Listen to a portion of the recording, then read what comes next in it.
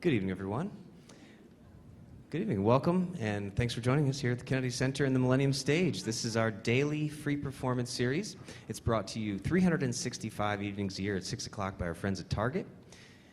And if you ever can't make it to a performance in person, we want to invite you to visit us online where we broadcast each night's performance live. You can log on to kennedy-center.org to watch the live broadcast. And there we also have an internet archive that contains thousands of past Millennium Stage performances. All right, now tonight we are very pleased to welcome back Vocal Arts DC tonight with their 2012 Art Song Discovery Series.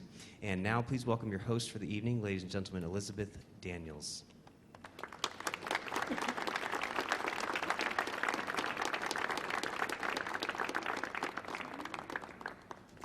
Thank you. Good evening, and thank you so very much for coming. On behalf of Vocal Arts DC, I want to welcome you to an art song discovery recital. Okay, exactly what is an art song? I'm so happy to see so many young people in the audience, so let me address this to you. An art song is simply a poem set to music. Anything that you can write a poem about, if you set it to music, it becomes an art song. And here's the challenge with this kind of a concert. This is not an opera. There are no costumes. There's no orchestra. There's one singer and one pianist. And between those two people, they have to tell you a different story every 3 or 4 minutes, simply using their skills as a singer and a pianist. And it's not enough just to have a pretty voice. You have to say something. We've provided you with translations, and I do hope that you're able to follow them because that will make the song mean so much more to you. This is what I love best about an art song recital. You are right on top of these singers. No place to hide. The intimacy of the art song recital is so exciting. We want you to be intrigued, puzzled, surprised, fascinated by the way these two wonderful mezzo-sopranos use their voices. And this is the first time that our competition has actually been won by two mezzo-sopranos, Kate Jackman and Sarah Mesko, and the incomparable Dr. Timothy McReynolds at the piano. We thought while you are still fresh that we would delve into the foreign languages. Spanish, el majo discreto, el majo doloroso. What is a majo? He's a lover, the Spanish equivalent of my man. He's often lower class, often dressed as a dandy, arrogant, temperamental. Marlon Brando, John Travolta, get the picture? In the very first one, the singer is saying that my majo has many, many talents, and he's the most important thing in my life. And in the second song, the mezzo-soprano is singing, my majo has left me, and for me, there is nothing more in life. And her voice actually wails, as you will see. In the last selection, we have a Tarantella. This is the dance you do when your body has been bitten by a tarantula, and you have to move as fast as you possibly can in hopes that you can evict the poison from your body. And you will hear in this song the leaps and the fast rhythms that are so inherent in Spanish music. We hope you enjoy it.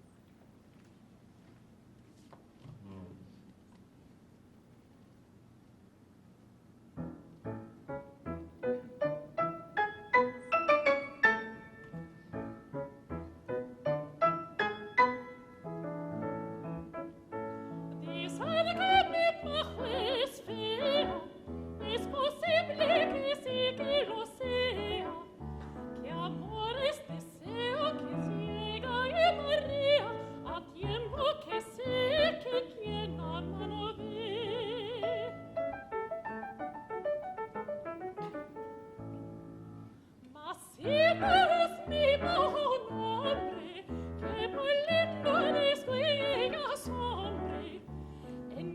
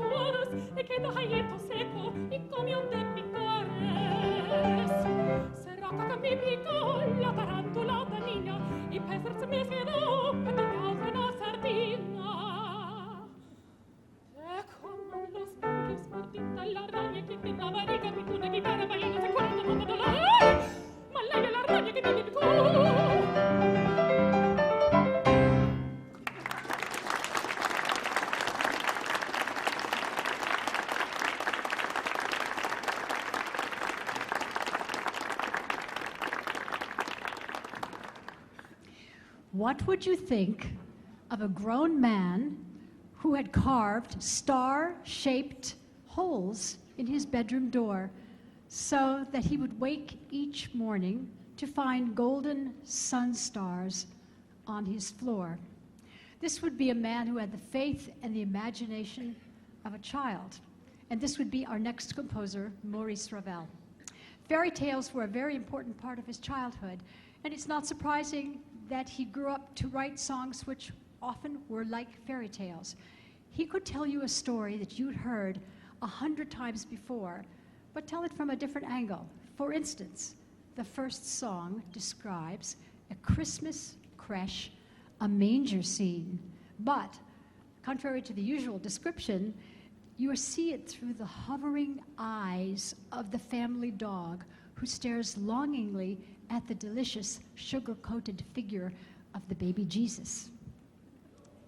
The second song was written, French song was written during the First World War, and the poem strikes out in anger against the German invasion of France, and most particularly to the cost to the innocent children.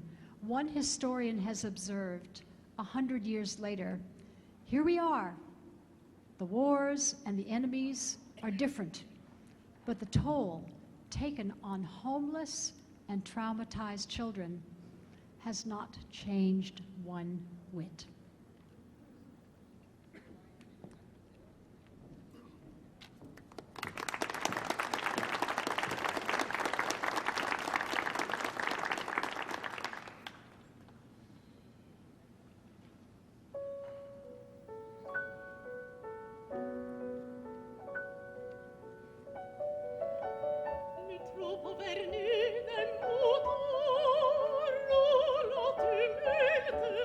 Per la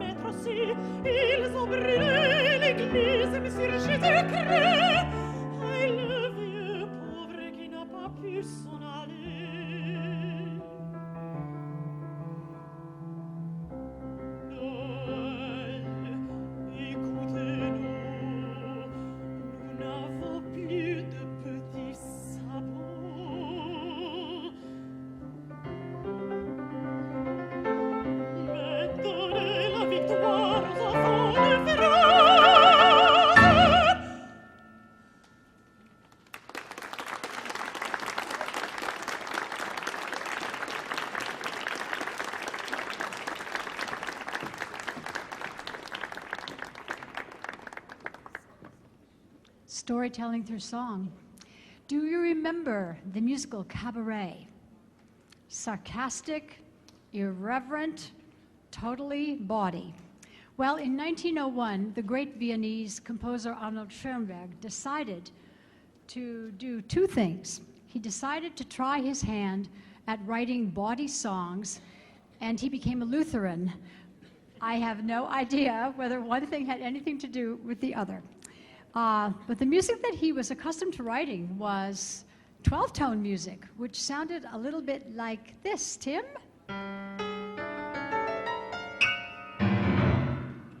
We are not going to sing that. Okay. Of course, when you look at these poems, one can always read more into a poem that is actually there, and Miss Manners suggests that you do not do that for these poems.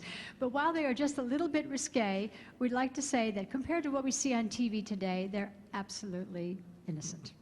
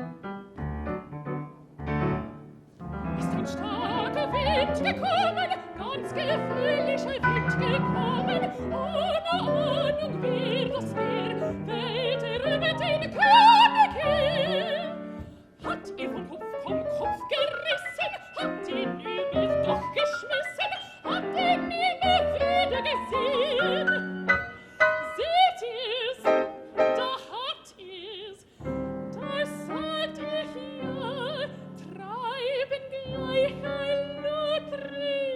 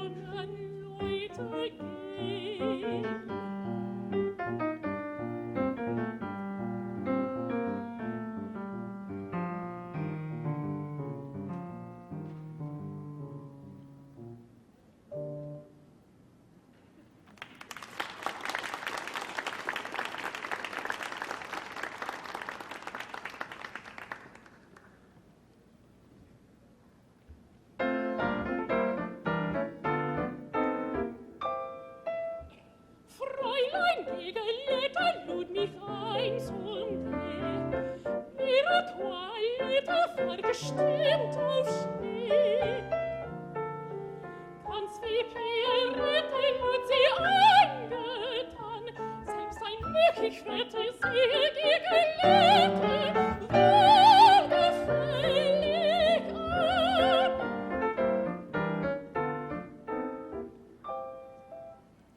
War ein rotes Zwiebel, wenn sie mich empfing, gelben Kerzenschimmer in dem Raume hing. Und sie war wie immer Leben und Esprit, nie vergess ich nimmer Weinrot was das Sinne, glockenweißer See.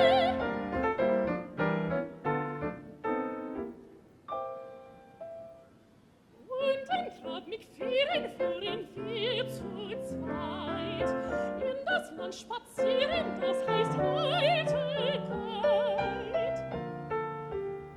Was wir nicht verlieren, Zügel, Ziel und Lauf, saß bei dem Kutschieren mit dem heißen Vieren.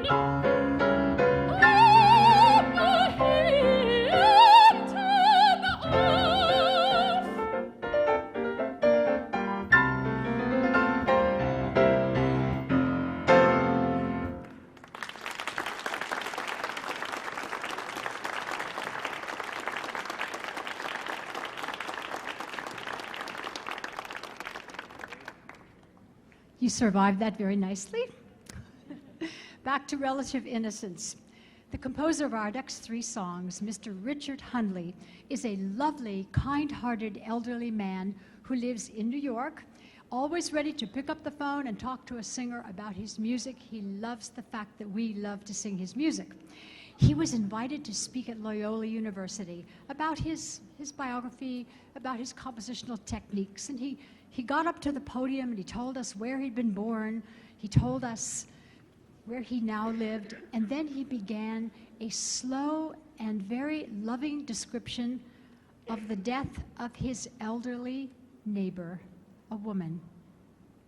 When he finished this description, he said, "Well, that's all you really need to know about me," and he sat down. It was very, very touching. We sometimes wonder what makes a composer choose a certain poet. Well, the poets of these next two songs were very strong ladies indeed.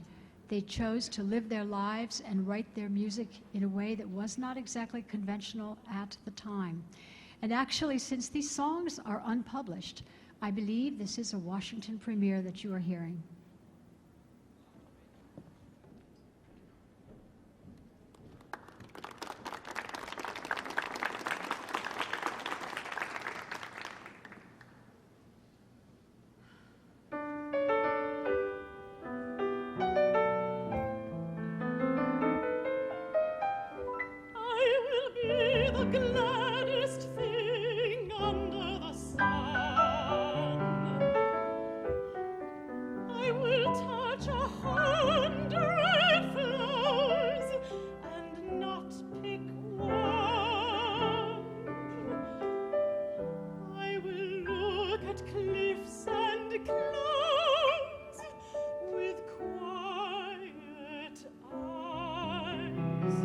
Watch the wind bow down the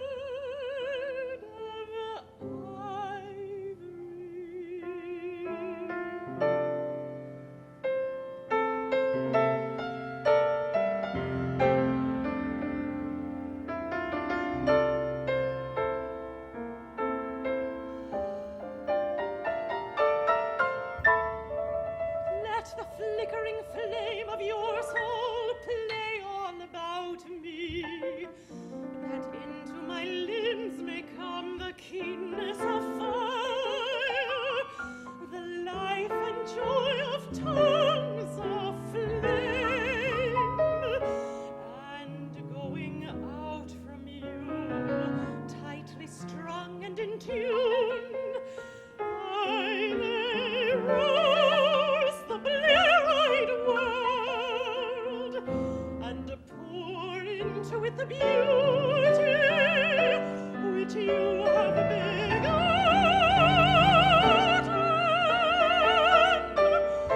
Hold your sword open for my welcoming.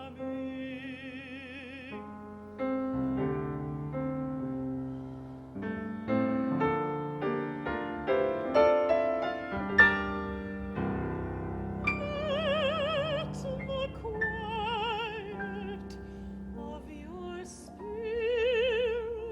spirit bathe me.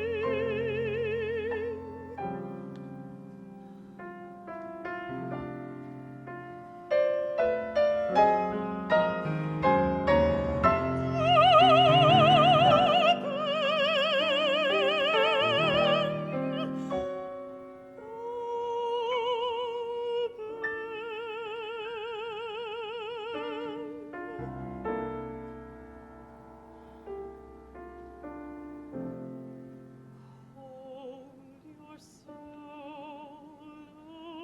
open for my welcoming.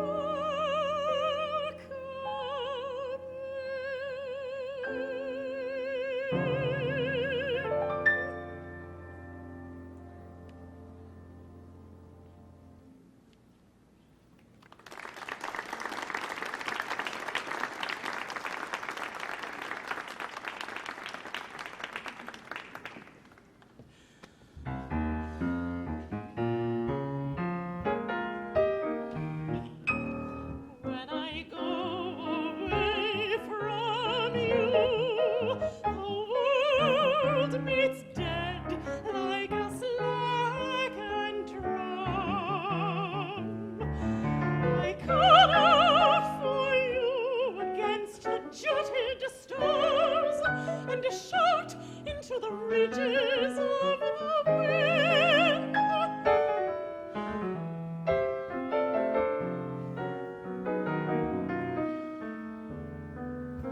Streets coming fast, one after the other, wedge you away from me.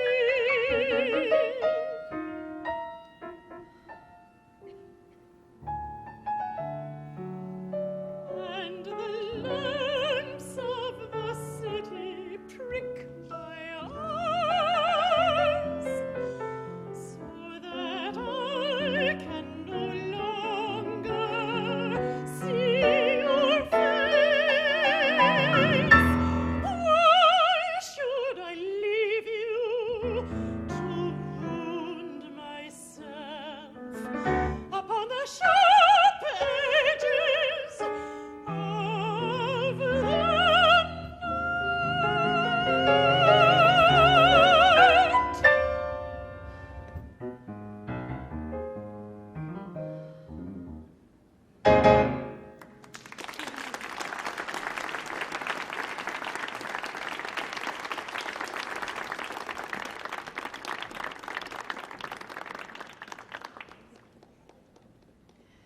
A musicologist once wrote about 20th century American art song.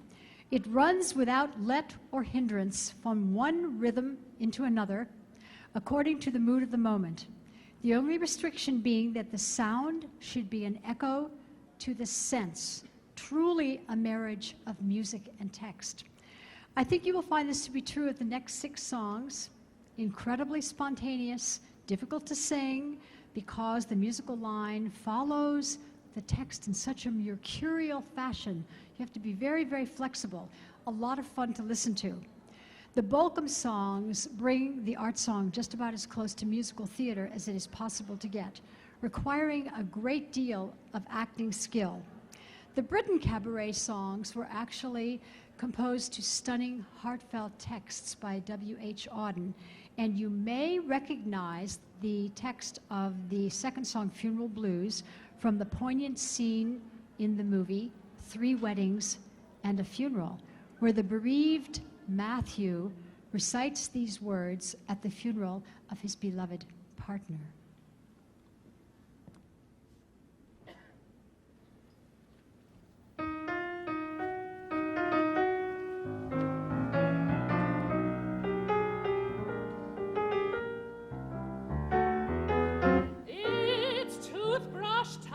time.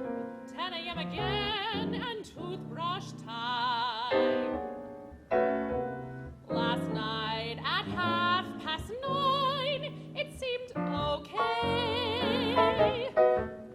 But in the light of day, not so fine at toothbrush time. And now he's crashing around my bathroom. Now he's reading my degree, perusing all my pills, reviewing all my ills, and he comes out smelling like me. Now he advances on my kitchen. Now he raids every shelf, till from the pots and pans and puddles and debris emerges 3 eggs, all for himself. Oh, how I'd be ahead if I'd stood out of bed. I wouldn't be here grieving, waiting for the wonderful moment of his leaving. Toothbrush time, toothbrush time, 10 a.m. again, and toothbrush time.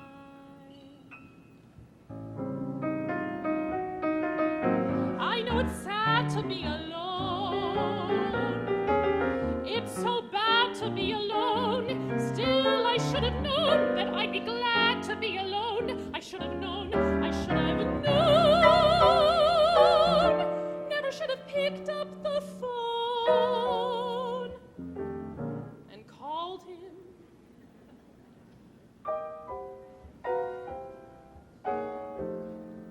Hey, listen, I've got to, Oh, you've got to go too.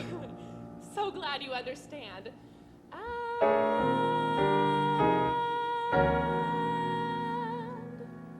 by the way, did you say 9 tonight again? See you then. Toothbrush time.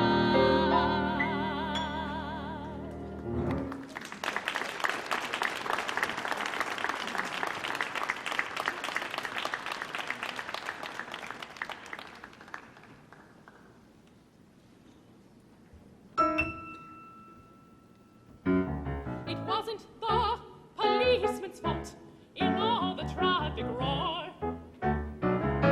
Instead of shouting halt when he saw me, he shouted amor, amor, amor, amor. Even the ice cream man, free ice creams by the score. Instead of shouting butter pecan, one look at me, he shouted amor, amor, amor. All over town it went that way. Everybody took off the day. Even philosophers understood how good was the good, 'cause I looked so good. The poor stopped taking less. The rich stopped needing more. Instead of shouting no and yes, both looking at me shouted amor.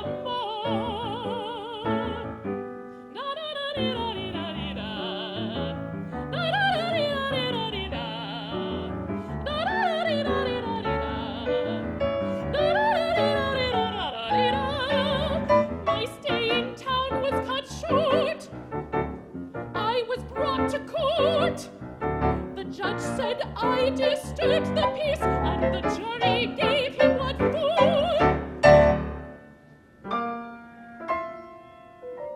The judge raised his hand, and instead of desist and cease, Judgy came to the stand, took my hand,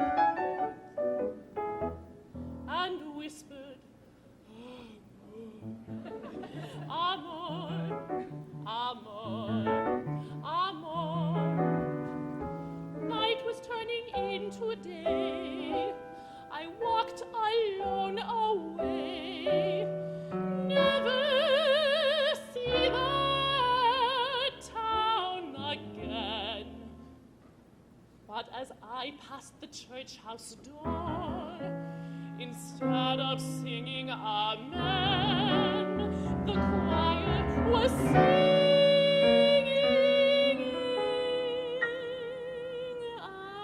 Amor.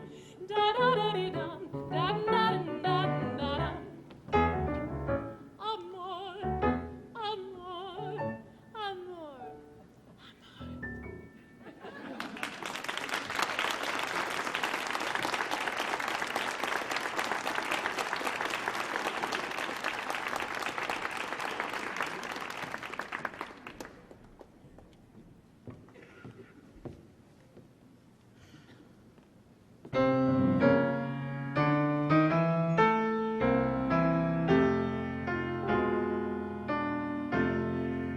Oh, the valley in the summer, when I and my John beside the deep river walked on and on, while the grass at our feet and the birds up above whispered so soft in reciprocal love, and I leaned on his shoulder. Oh, Johnny, let's play. But he frowned like thunder, and he went away.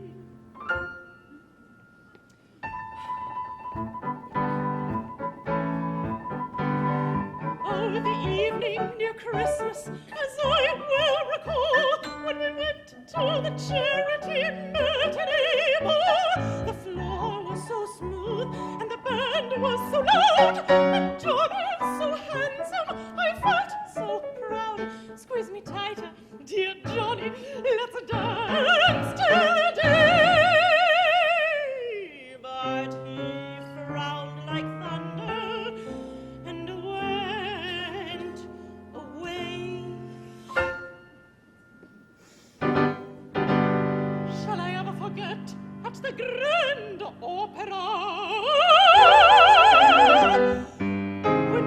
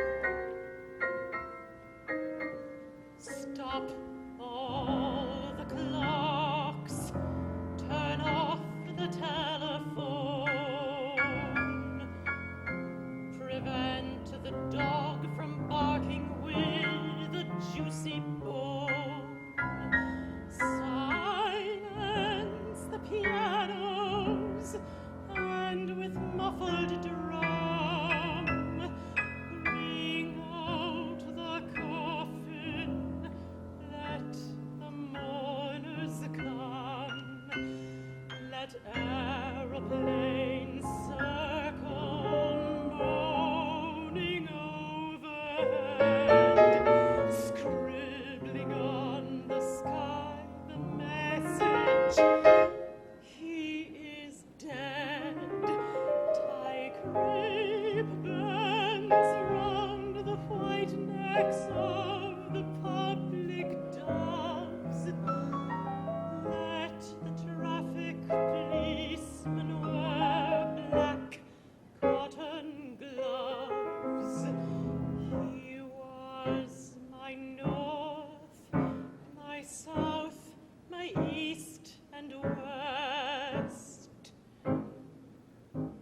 my working week and my Sunday rest, my noon, my midnight, my talk, my song. I thought that love could last forever. I was wrong. The stars are not one to know. Put out everyone. Pack up the moon and dismantle the sun. Pour away the ocean and slip up the woods. For nothing now can ever come to any good.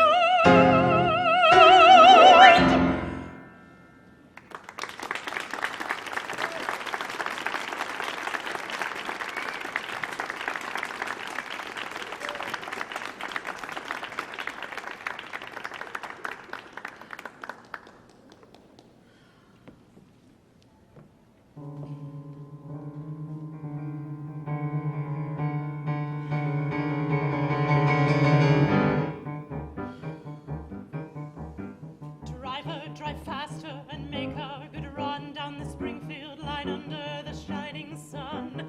Fly like an aeroplane, don't pull up short till you break for the Grand Central Station, New York. For there in the middle of that waiting hall should be standing the one that I love best of all. If he's not there to meet me when I get to town, I'll stand on the pavement with tears rolling down. Driver, drive faster, driver, drive faster, for here's the one that I love to look on, the acme of kindness and perfection. He presses my hand and he says he loves me, which I find an admirable peculiarity. Driver, drive faster, driver, drive faster, driver, drive faster, drive faster. The woods are bright green on both sides of the line. The trees have their loves, though they're different from mine. And the poor fat old banker in the St. Parlor car has no one to love him except his cigar. Drive it, drive faster, drive faster, drive faster, drive faster, faster, faster, faster, faster. If I were the head of the church or the state, I'd powder my nose and just tell them to wait. Drive faster, faster, faster, faster, faster, faster, faster, faster. For love's more important and powerful than even a priest or a politician. Faster, faster, faster, faster, faster.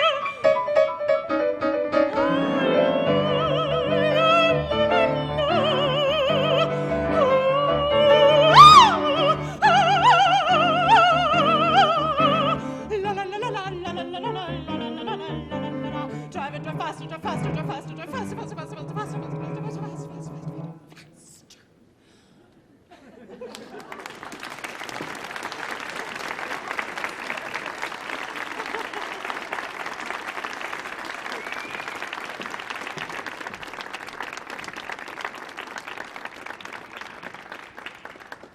Before our final song, I want to sincerely thank all of you for coming this evening. And I hope that we have been able to show you just how entertaining art song can be. Perhaps that would lead you to want to attend one of Vocal Arts DC's concerts next year. Our last concert of the season will happen in about 40 minutes upstairs in the Terrace Theater. And even though we're almost sold out, I think we do have a few tickets left. We start our season next year with the world-renowned mezzo-soprano Stephanie Blythe, and you can see the rest of the program. It's printed in the back of your programs. So, if you enjoyed what you heard tonight, I hope that you will find some time in your lives to hear more art song. Now, to set the stage for our final number. In opera, very often you will find that the composer has written a young man's part to be sung by a woman, and they are always mezzo-sopranos. Now, why would one do this? Because the composer liked the sound of a woman's voice singing with a man's voice. It was more gentle. Sometimes it was more mellifluous. And when you had two women singing together, but one is playing a man, the sound could be absolutely sublime. One example is Cherubino in The Marriage of Figaro, his aria.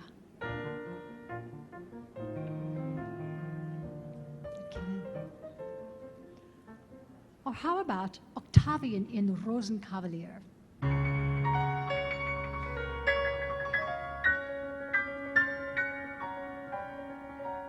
Now, this is fine. It gives mezzos a lot of work, but it does get a little tiresome. Often the mezzo longs for the chance just to be the girl, to wear the pretty dress, to move gracefully instead of stomping around on the stage or plopping down in a chair with her legs far apart. So, ladies, do you ever get tired of this?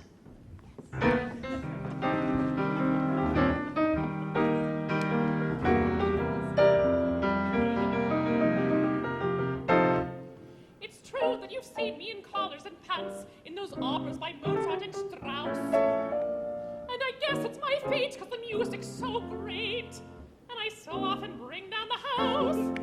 But one can get tired of those damnable pants, so I'm here to proclaim, if you'd give me the chance, you would see at a glance that I can be a sexy lady. All your doubts will disappear. I can tell you're apt to agree with me. How, sir? Well, it's very clear. I can be a sexy lady. Why can't mezzos drop their stuff? You reply, there's Carmen and Dalila. Well, sweetie pie, that ain't enough, 'cause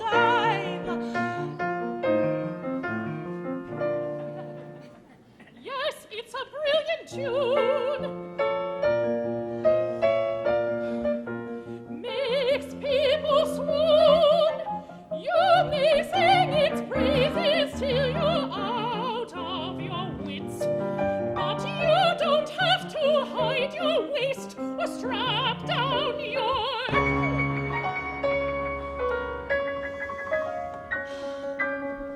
Dear Rosenkavalier, now that's just too cruel. To turn down Octavian, you'd have to be a fool. Well, at least I get to wear a dress when I'm a girl playing a boy, playing a girl. What a mess. Let me be a sexy lady. I'm so tired of kissing chicks. Don't get me wrong, it's perfectly fine with me. It just isn't so great when you're single and straight and you want your kicks. I should have known. A handle, what holds a candle to those pants rolls every mezzo longs to sing. But with all those countertenors, what's the use? For although we all love David Daniels, we girls might as well be cocker spaniels. I guess I'll just have to give in.